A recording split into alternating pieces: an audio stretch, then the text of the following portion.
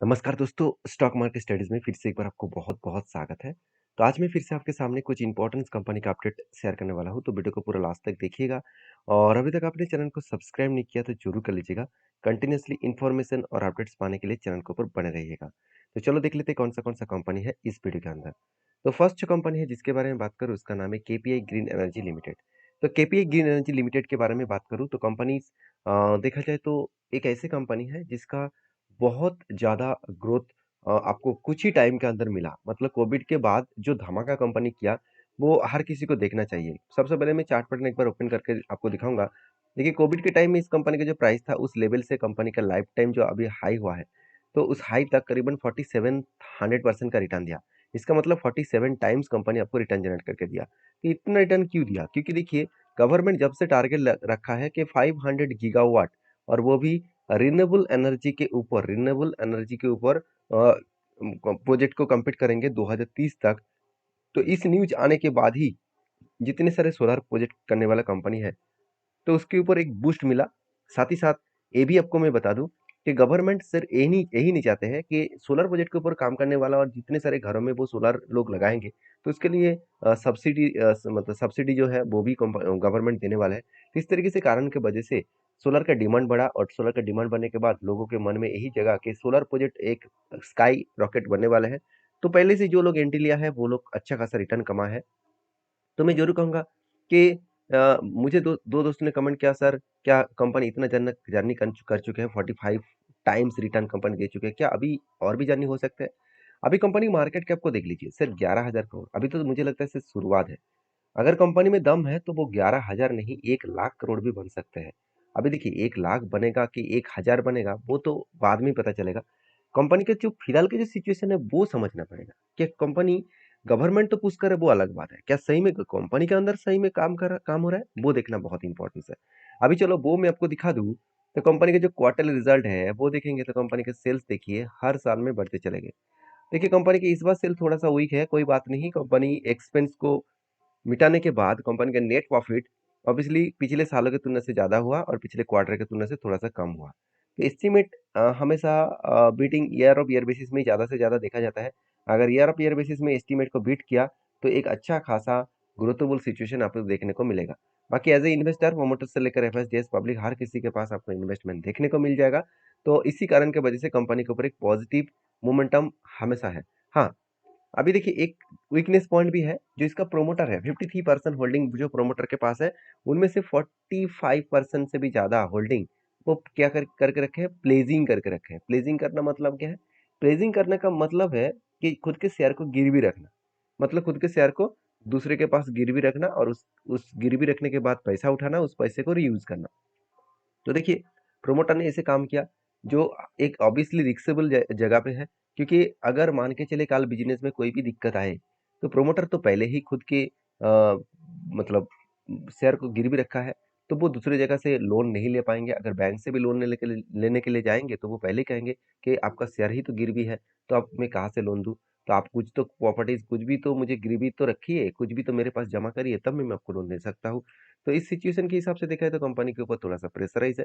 बाकी डेटा देखेंगे तो कंपनी के शानदार परफॉर्मेंस है, जैसे कंपनी का मतलब सॉरी बैलेंस शीट के बारे में बात करूँ तो कंपनी का जो डेटा है, रिज़र्व देखिए किस लेवल तक बढ़ा। हाँ, कर्ज़ा भी बहुत ज़्यादा बढ़ा। कंपनी कर्ज़ा भी लगातार लेके चले जा रहे हैं। तो देखिए कर्ज़ा और कंपनी की एक बहुत बड़ा सिचुएशन है। अगर कल मार्केट में कोई भी नेगेटिव सेंटिमेंट क्रिएट हुआ कोविड के जैसा, सबसे ज़्यादा गिरावट इसी कंपनी के ऊपर दिखेगा। क्योंकि इतना ज़्यादा कर्ज़ा लिया, उस कर्ज़े को वो कहाँ से मिटाएँगे? बिज़नेस अगर कम होगा तो भी कर्ज़ा वो नहीं मिटा पाएँगे ना। तो ये बात आपको याद रखना है। बाकी इस कंपनी के ऊपर मैं तो बुलिश हूँ, क्योंकि इस कंपनी का जो सिचुएशन है अभी, तो सिचुएशन कुछ इस तरीके से रेंज बेसिस में बना। फाइनली देखिए ब्रेकआउट हुआ और रिटेस्ट किया। अभी इस लेवल को ब्रेकआउट करेगा तो मैं कुछ क्वांटिटी यहाँ पे एज़ ए एडिंग करूँगा लॉन्ग जर्नी के लिए। बाकी आपके क्या ओपिनियन है ज़रूर मुझे कमेंट्स करके बता सकते हैं। तो नेक्स्ट जो कंपनी है उसका नाम है पतंजलि फूड्स लिमिटेड। तो पतंजलि फूड्स लिमिटेड बेसिकली देखा जाए तो एक ऐसी कंपनी है जिसके ऊपर एक अच्छा खासा ग्रोथ आने का चांसेस जरूर दिखेगा। क्योंकि पतंजलि फूड्स के बारे में बात करूं तो कि गवर्नमेंट सॉरी सुप्रीम कोर्ट ने इस कंपनी के ऊपर एक आरोप लगाया था कि अगर आपने जो एडवर्टाइजमेंट किया है उसको अगर नहीं हटाया तो आपको हर प्रोडक्ट के ऊपर 1 करोड़ का फाइन लगेगा। क्योंकि कंपनी मिसलीडिंग किया है खुद के एडवर्टाइजमेंट में। और कंपनी ये बता रहा है कि जो मैं प्रोडक्ट के बारे में बताया, सॉरी जो मैं एडवर्टाइज़मेंट किया, वो एक्चुअली जो होम्योपैथी है, तो उस होम्योपैथी प्रोडक्ट के ऊपर है। तो सेबी सॉरी सुप्रीम कोर्ट ने कहा कि आपने जो जिस तरीके से एडवर्टाइज़मेंट किया, वो बाकी जितने सारे एफएमसीजी कंपनी है, उसके ऊपर एक नेगेटिव न्यूज़ सेंटिमेंट क्रिएट हुआ, जिसके लिए उसका सेल कम हो गया। तो इस तरीके से आरोप लगाया और इसलिए 1 करोड़ का फाइन हर प्रोडक्ट के ऊपर लगाया गया, जो मिसलीडिंग एडवर्टाइज़मेंट था। तो पतंजलि के ऊपर एक प्रेशराइज़ है और अभी तक फाइनली जो कोर्ट का केस का जो अपडेट है, वो अभी तक फाइनली नहीं आया। तो जब आएगा तो आपको ज़रूर मैं शेयर करूँगा। तो अभी देख सकते हैं कंपनी के ऊपर क्या कुछ प्रॉब्लम आए, कुछ दिक्कत आए इस न्यूज़ के चलते हुए। देखिए इस तरीके से न्यूज़ आते जाते रहेंगे, इसमें आपको ज़्यादा फोकस नहीं होना है। हाँ, अगर कंपनी का मैनेजमेंट ने कुछ घोटाला किया, उसके कारण कुछ न्यूज़ आया, कुछ कोर्ट केस बने, तो सोचिए कंपनी के ऊपर बहुत बड़ा दिक्कत हो सकता है। यहाँ पे देखिए कंपनी के मैनेजमेंट कुछ घोटाला नहीं किया, कंपनी के प्रोडक्ट को बूस्ट करने के लिए इस तरीके से न्यूज़ अपडेट लेके आए। तो जो पेयर कंपनी है इस कंपनी को मैं बात करूँ तो देखिए एफएमसी सेक्टर में, सॉरी एफएमसीजी नहीं, इस कंपनी एडिबल ऑयल इंडस्ट्रीज में है और एडिबल ऑयल इंडस्ट्रीज में कंपनी सेकंड पोजीशन में है, क्योंकि एक time Adani Wilmar first prefer में था मार्केट कैप को वाइज। अभी सेकंड पोजीशन में थर्ड पोजीशन में जा चुके हैं और पतंजलि सेकंड पोजीशन में आ चुके हैं। अभी पतंजलि का देखिए कुछ पॉइंट्स अब मुझे नेगेटिव लगा, जैसे कंपनी का सेल्स का ग्रोथ, कंपनी का प्रॉफिट का ग्रोथ नेगेटिव में है। मान लेता हूँ डेथ कम है और मान लेता हूँ कंपनी की जो नेट प्रॉफिटेबिलिटी जो क्वार्टरली एनपीए जो है, एनपी जो है नेट प्रॉफिट जो है, वो क्वार्टरली आपको पॉजिटिव दिखेगा, मगर परसेंटेज वाइज जो रिटर्न है वो देखा जाए तो प्रॉफिट में लॉसेस मतलब नेगेटिव व्यू देखने को मिले। अभी किस तरीके से नेगेटिव व्यू है वो मैं आपको बता दूं। कंपनी के सेल्स देखिए, साल भर की जो डेटा है वो थोड़ा सा वीकनेस में है। अभी कंपनी का नेट प्रॉफिट जो है वो भी कम होता देखने को मिले। अभी क्वेश्चन ये है कि इस बार भी कंपनी रिजल्ट खराब होने वाला है क्या? देखिए पहले मैं आपको profit year of year basis दिखा देता हूँ। देखिए सेल्स के बारे में बात करूँ तो कंपनी के जो सेल्स है इस बार भी कम होता हुआ देखने को मिला है। मतलब सेल्स यहाँ पे कम होता हुआ देखने को मिला है। एक्सपेंस को कंपनी यहाँ पे कंट्रोल में रखे, उस बेसिस में कंपनी का नेट प्रॉफिट 886 करोड़ से 823 करोड़ के आसपास देखने को मिला है। मतलब कंपनी का जो नेट प्रॉफिट है वो कम होता देखने को मिले।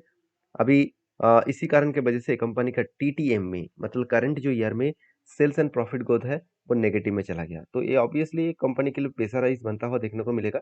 फिर भी पतंजलि के ऊपर जो टेक्निकली चार्ट पैटर्न्स बना है वो मैं आपके साथ शेयर करूंगा। फाइनली देखिए कंपनी के ऊपर एक लंबा सा जर्नी के बाद में एक एंट्री लेने का कोशिश किया। ऑब्वियसली एंट्री ले चुका हूँ काफी विद हैंड पैटर्न्स का। तो पैटर्न्स बनने के बाद देखिए ब्रेकआउट हुआ, ब्रेकआउट कंफर्मेशन हुआ, जब रिटेस्ट किया तब एंट्री बना। रिटेस्ट बनने के बाद देखिए यहाँ पे 200 ईएमएस को बार बार रिटेस्ट किया, उसके बाद ऊपर जाने का कोशिश किया। अभी देखिए ऊपर उतना जल्द से जल्द नहीं जा पाएंगे, क्योंकि कंपनी का सामने ही रिजल्ट है। उसके साथ साथ देखा जाए तो पतंजलि के ऊपर तो देखिए यहाँ पे निफ्टी, यहाँ पे देखिए Indian Patanjali foods biggest Nifty mid cap 100 losers, मतलब ये बताया जा रहा है कि निफ्टी मिड कैप 100 कंपनी जितने हैं उनमें से सबसे ज्यादा लूजर में है, मतलब सबसे ज्यादा प्रॉफिटेबिलिटी लॉसेस में कम कम क्या है, वो है पतंजलि। तो इसमें कुछ फर्क नहीं पड़ेगा, क्योंकि एक दो पॉइंट्स इस तरीके से नेगेटिविटी होता है, तो इसमें कोई आपको टेंशन वाला कोई बात होना नहीं चाहिए। बाकी हर किसी का ओपिनियन अलग है। पतंजलि के पास आपके क्या शेयर है जरूर मुझे कमेंट्स करके बताना। नेक्स्ट जो कंपनी उसका नाम है PV fintech. Obviously PV fintech एक बहुत शानदार कंपनी है, क्योंकि आपको मैं एक बता दूं एक डेटा कि कंपनी के ऊपर आपको शायद लग रहा होगा कि आरओसी आरओई नेगेटिव है और इनकम भी नेगेटिव है। तो मैं आपको बता दूं कंपनी एक ऐसे सेक्टर के ऊपर काम करे जो अभी ग्रोइंग है, क्योंकि ये बात मैं नहीं बता, राकेश झुंझुनवाला जी ने खुद बता के गया है। उन्होंने कहा कि अपकमिंग टाइम्स में इंडिया में जितने सारे हेल्थ इंश्योरेंस, साथ ही साथ टर्म प्लान्स इस तरीके से बेचने वाला जो कंपनी होगा उसका ग्रोथ होने का चांसेस ज़्यादा रहेगा, क्योंकि लोगों के पास पैसा होगा तो वो लोग सबसे पहले इस तरीके से प्रोडक्ट को खरीदारी करेंगे, क्योंकि यूएस में, चाइना में और जापान में और साथ ही साथ रसिया में और हर जगह पे आप हर कंट्रीज में अब देखेंगे जो डेवलप कंट्री हो चुके हैं, वो कंट्रीज में जाकर देखेंगे तो वहाँ पे आपको इस तरीके से इंश्योरेंस पॉलिसीज आपको हर घर भर में दिखेगा। तो सोचिए इंडिया में जब पर कैपिटल इनकम बढ़ रहा है तो लोगों भी इस तरीके से प्रोजेक्ट के ऊपर काम करेंगे। तो जब काम होगा तो डायरेक्टली फायदा किसको होगा? इसी तरीके से कंपनी को होगा। और पीवी फिनटेक एक ऐसी कंपनी है, खुद का कोई इंश्योरेंस बिजनेस नहीं है, वो दूसरे इंश्योरेंस बिजनेस को बेचते हैं। तो पॉलिसी बाजार वेबसाइट में जाकर आप खुद कंपेयर करके दूसरे कंपनी का पॉलिसीज ले सकते हैं। तो बाकी इस कंपनी के ऊपर जो क्वार्टर रिजल्ट है वो भी देखिए इस बार कंपनी का रिजल्ट क्या आने वाला है आप खुद ही देख सकते हैं पिछले सालों की तुलना से इस बार अच्छा खासा रिजल्ट आएगा। और मज़ेदार बात यही है कि कंपनी एक्सपेंस मिटाने के बाद कंपनी का नेट प्रॉफिट जो है, इस बार जो लॉसेस है, इतने दिनों से जो लॉस कर रहा था, उससे कंपनी कम करके सिर्फ 5 करोड़ तक लेके आया। तो इतना कम क्यों किया? क्योंकि कंपनी बेस्ट परफॉर्मेंस की तरफ से जा रहा है। क्योंकि देखिए एक टाइम देखा जाए तो ज़ोमैटो भी लॉस मेकिंग कंपनी था, वो भी प्रॉफिट में आया। तो बिज़नेस को समझिए, कुछ कंपनीज़ ऐसे होता है कि स्टार्टिंग में उसका लॉसेस होता है, मगर जब वो कंपनी खुद को रिप्रेज़ेंट करते हैं अलग लेवल में, तब उसका अच्छा खासा फ़ायदा मिलता है। तो बेसिकली नेट प्रॉफिट के बारे में बात करूँ तो एक अच्छा खासा ग्रोथेबल सिचुएशन यहाँ पे देखने को मिलेगा। तो बाकी आपके क्या ओपिनियन है इस कंपनी के ऊपर ज़रूर कमेंट्स करना। और हाँ, पीबी फिनटेक के ऊपर जो मेरा टेक्निकली चार्ट पैटर्न्स है, वो मुझे फाइनली एक टारगेट मिला। वो कुछ इस तरीके से कप विद हैंडल पैटर्न्स बना था और कप के बाद 2 बार हैंडल पैटर्न क्रिएट हुआ और यहाँ पे फाइनली जब ब्रेकआउट हुआ तब मैंने इंतज़ार किया टारगेट पाने का, तो बेस्ट तरीके से टारगेट मिला। और जो टारगेट कंपनी ने दिया है, वो कितने दिनों में दिया? जब एंट्री बना था तब से लेकर मैं टारगेट तक देखूँ तो ऑलमोस्ट 136 दिन लगा कंपनी के टारगेट पाने में, और वो भी 54%। तो एटलीस्ट 5 मंथ्स भी नहीं लगा। 5 मंथ से पहले ही कंपनी 54% का रिटर्न दिया। इससे बढ़िया चीज़ और कुछ नहीं हो सकता। तो मुझे लगता है बेस्ट तरीके से सिचुएशन बना और इसी सिचुएशन के हिसाब से मुझे आगे बढ़ना चाहिए इस कंपनी के ऊपर।